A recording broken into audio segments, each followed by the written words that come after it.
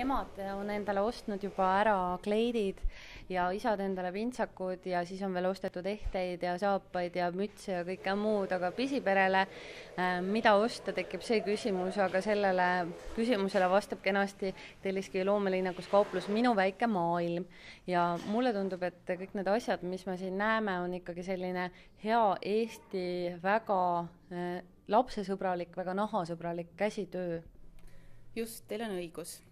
Et siin on siis kauplus Minu väike maailm ja see koondab 3 väikest ettevõtet. Et on Eerin, et on Eestis toodetud kangast ja Eestis õmmeldud lasteriided.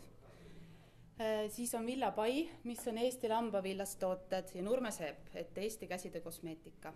Et siin on siis nii emadele kui isadele kui enamus siiski kaup on lastele mõeldud. No, me seisame siin kõige pisematele mõeldud toodete juures, et kes teeb selliseid toredaid väikeseid beebikombesid pealkirjaga Preili unetu ja nii edasi, ja millest need tehtud on, see on ju see esmane küsimus.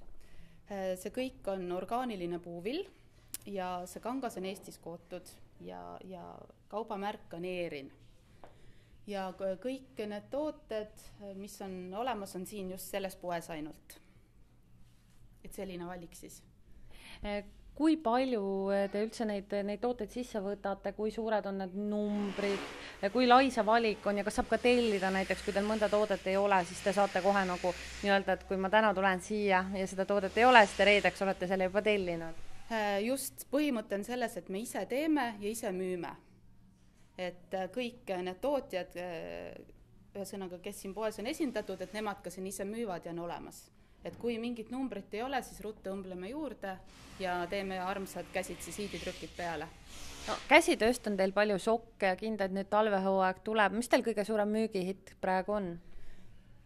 Käsitööst siit on ikka juba lähevad siis villased sokid põhiliselt ja vestikesed lastele. Kas tänapäeval üldse sellised asjad on moes ja kui palju tuleb teile vanemaid, kes ütlevad, et minu jaoks ongi kõige tähtsam, et see asi oleks orgaanilisest puuvillast, et teda poleks töödeldud mingisuguste värvainetega? Kusjuures siia tulevad just sellised inimesed, kes täpselt teavad, mida nad tahavad. Et siia tulevadki vanemad, kes hindavad orgaanilist puuvilla või vanemad, kes just tahavad sellest Eesti lambavillast kootud toodet. Ma vaatan, et teil ei olegi siin nagu heaks tavaks on saanud poistele sinised, tüdrukutele roosad, et teil on kõik ühtlaselt sellised beežid, et te olete kohe spetsiaalselt võtnud sellise hoiaku, et teil on nii-öelda sooneutraalne kaup. Täpselt, et see on nüüd värvimata kangas, et selline üks puuvill välja näebki, kui teda kootakse. Et siis, kui teda tahetakse valgeks saada, siis teda pestakse ja valgendatakse, et selline on selline naturaalne, õige, orgaaniline puuvill. No, lapsevanemad kurdavad, et laste asjad on kallid. Kui kallid on orgaanilisest puuvillast tehtud laste tooted? Jah, need on veidi kallimad kui tavalisest puuvillast. Et selline T-särk näiteks on 9 €. Aha, ja kui palju näiteks, siin on juba komplekt väike? See pidžaama on 28 €, ja. Et see on Eestis õmmeldud, et ei ole mingit orjatööd kuskil, kõigil on õiglast palka makstud ja kangas ise on ka kallim. Ja no kui palju peaks, ütleme, lapsed ju kasvavad teatavasti väga kiiresti, et kui mitu tükki peaks enam-vähem nii-öelda valmis varuma või et võib-olla on vanematel tunne, et saab see kaup otsa. Ühel päeval ei tuleme siia, enam ei saagi osta seda toredat kombet. Ja ikka saab, õmbleme juurde.